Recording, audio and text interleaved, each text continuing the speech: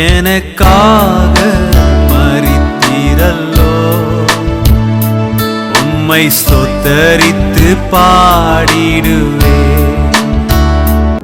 பரிசுத்தமுள்ள தேவனுடைய நாமத்திற்கு மகிமை உண்டாவதாக. வில்லியம் ஆல்ட் அவர்களை பற்றி அறிந்து கொள்வோம். 1778 ஆண்டு இங்கிலாந்தில் வெஸ்ட் பிராம்விச் என்ற இடத்தில் பிறக்கின்றார். இவர் 7 வயது இருக்கும்போதே வேதாகமத்தை 6 தடவை படித்து முடிக்கிறாங்க. மிகவும் சிறு வயதிலே வேதாகமத்தை படிக்கும் பழக்கத்தை இவர் கொண்டிருந்தார். வாலிப வயதில் தன்னுடைய ஊழியத்தை தொடங்குகிறார். ஆரம்பத்தில் சிறுவர்களுக்கு சண்டே கிளாஸ் எடுக்கிறார். அதுக்கப்புறம் இங்கிலாந்துல மிகப்பெரிய ஒரு பிரீச்சரா அவர் மாறுறார். வாரத்திற்கு கிட்டத்தட்ட 25 சபையில் அவர் பிரசங்கம் பண்ணுவாராம். அவ்வளோ பிஸியான பிரீச்சர் இவர். வில்லியம் ஆல்ட் ஒரு நாள் ஒரு காரியத்தை கேள்விப்படுறாங்க.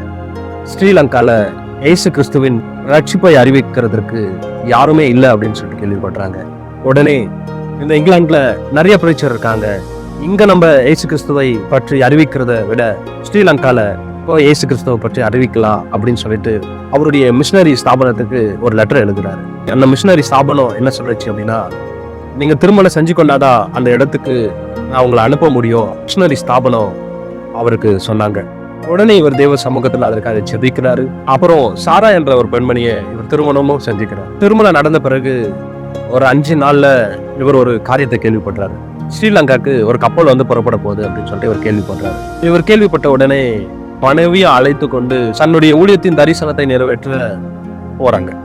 அப்படி கப்பல்ல பயணம் செய்யும் போது அவங்க ஒய்ஃப்க்கு மிகவும் உடம்பு முடியாம போயிடுது.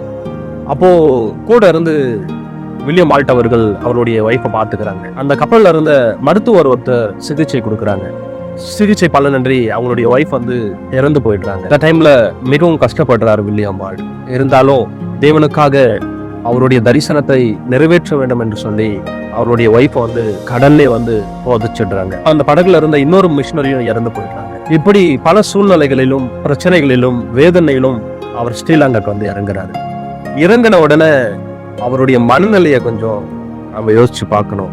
மிகவும் கொடுமையான சூழ்நிலையில் அவர் இறங்குகிறாரு. ஆனாலும் தேவனுடைய தரிசனத்தை நிறைவேற்றணும் அப்படின்னு சொல்லிட்டு ஸ்ரீலங்கால ஊழியம் செய்ய தொடங்குறாரு.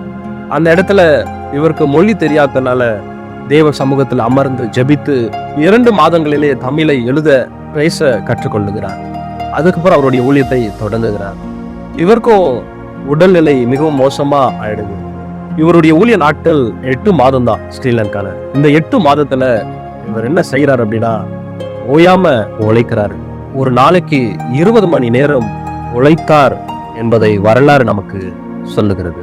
8 மாதத்தில் 8 ஸ்கூல்ஸ் கட்டுறாரு, ஒரு காலேஜ் கட்டுறாரு, 150 ஆத்துமாக்களை சபையில் சேர்த்த வண்ணமாய் ஒரு சபையை கட்டுறாரு. இப்படி அவருடைய ஊழிய தரிசனத்தை வைராக்கியமாய் நிறைவேற்றினார். இதை கேட்டுக்கொண்டிருக்கிற நமக்கு இந்த ஒரு வைராக்கியம் தேவை.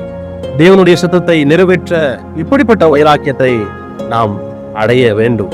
நம்ம ஸ்பிரிச்சுவல் டாக் என்ற பெயர்ல எபிசோட்ஸ் எல்லாம் வெளியிட்டு வரோம். அதுல மிஷனரிகளை பற்றி நம்ம சொல்லிட்டு வந்தோம். அதனுடைய நோக்கம் என்ன அப்படின்னா, இந்த கடைசி காலத்துல நாமும் நம்மளுடைய பிதாவுக்காக வைராக்கியமாய் ஏதாக்கிலும் ஒன்றை செய்ய வேண்டும். பிதானவர் அவருடைய சொந்த குமாரனை நமக்காக கொடுத்தார். நாம் அவருக்கென்று எதுவும் செய்யாமல் இருக்கக்கூடாது. ஏதாக்கிலும் ஒன்றை தேவனுக்கென்று செய்ய வேண்டும்.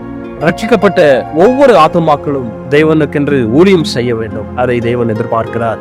இயேசு கிறிஸ்துவின் ரட்சிப்பை பெற்ற நாமும் பிதாவினுடைய சித்தத்தை வைராக்கியமாய் நிறைவேற்றுவோம்.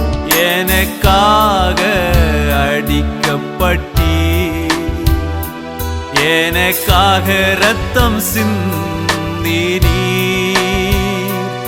எனக்காக அடிக்கப்பட்டீ, எனக்காக ரத்தம் சிந்தி